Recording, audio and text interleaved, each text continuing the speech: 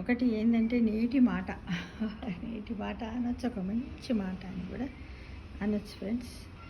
ఏంటిది ఆ నేటి మాట అంటే మనం ఇప్పుడు చెప్పుకుందాం. నేటి మాట నేటి మాట ఏంటిదంటే, నేటి మాట మనలను పరమాత్మకు దగ్గర చేసేది, దూరం చేసేది ఏమిటి ఏమిటి అని మనం క్వశ్చన్ వేసుకోవాలి. ప్రశ్నించుకున్నట్టయితే సత్వ సంశుద్ధి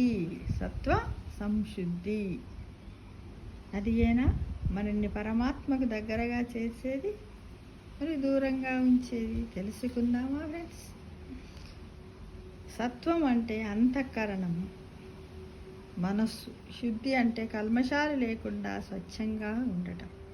సంశుద్ధి అంటే పూర్తిగా స్వచ్ఛంగా నిర్మలంగా ఉండటం. ఇలా మనస్సు పూర్తిగా నిర్మలంగా నిష్కల్మషంగా స్వచ్ఛంగా ఉంటే అది దైవ సంపద అవుతుంది అని మనం తెలుసుకోవాలి. మనస్సు స్వచ్ఛంగా ఉంటేనే అందులో పరమాత్మ ప్రకాశం ఉండేది.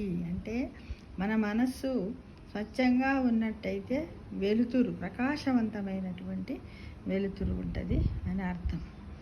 ఇక నిర్మలమైన అద్దంలో ప్రతిబింబం బాగా ప్రకాశిస్తుంది, కానీ దుమ్ము కొట్టుకొని ఉన్న అద్దములో ప్రతిబింబము సరిగా కనిపించదు కదా. కనుక నీలో పరమాత్మ జ్ఞానం ప్రకాశించాలంటే నీ అంతఃకరణ స్వచ్ఛంగా నిర్మలంగా ఉండాలి. మనస్సు నిర్మలంగా ఉంటేనే బయటి ప్రవర్తన ఆచరణ పవిత్రంగా ఉంటుంది. బయటి ప్రవర్తన లోపల మనస్సు రెండు ఒకటిగా ఉంటేనే ధ్యానంలో మనస్సు నిలుస్తుంది ఫ్రెండ్స్.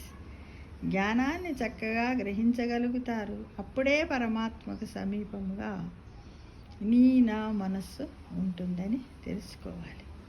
ఇలా మనస్సు నిర్మలంగా స్వచ్ఛంగా ఉండాలంటే మనము నిరంతరం భగవత్ సంబంధమైన పూజాధికాలు, యజ్ఞదాన తపస్సులు, శ్రవణము, సత్సంగాలు, గురుభక్తి, గురుసేవ, సమాజ సేవ, నిస్వార్థ సేవ, ఆధ్యాత్మిక సాధనలను ప్రీతితో ప్రేమతో మనము ఆచరించాలి.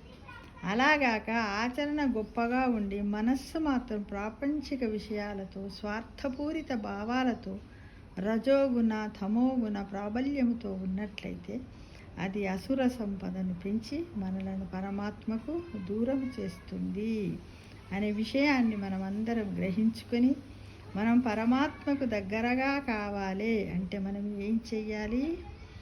మన మనస్సు లోపల ఉన్నటువంటి ప్రవర్తన, బయట ఉన్న ప్రవర్తన రెండు ఒకటిగా ఉండి ధ్యానంలో మన మనస్సును నిలుపుకున్నట్టయితేనే మనం పరమాత్మకు దగ్గరగా అవుతాం ఫ్రెండ్స్.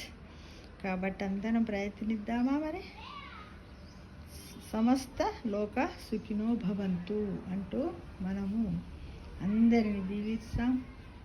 అందులో వాళ్ళు ఉండాలి, మనం ఉండాలి, మనమందరం ఆనందంగా ఉందామని ఈ వీడియో ద్వారా చిన్న మెసేజ్ని మీకు ఇస్తున్నాను ఫ్రెండ్స్. Thank you.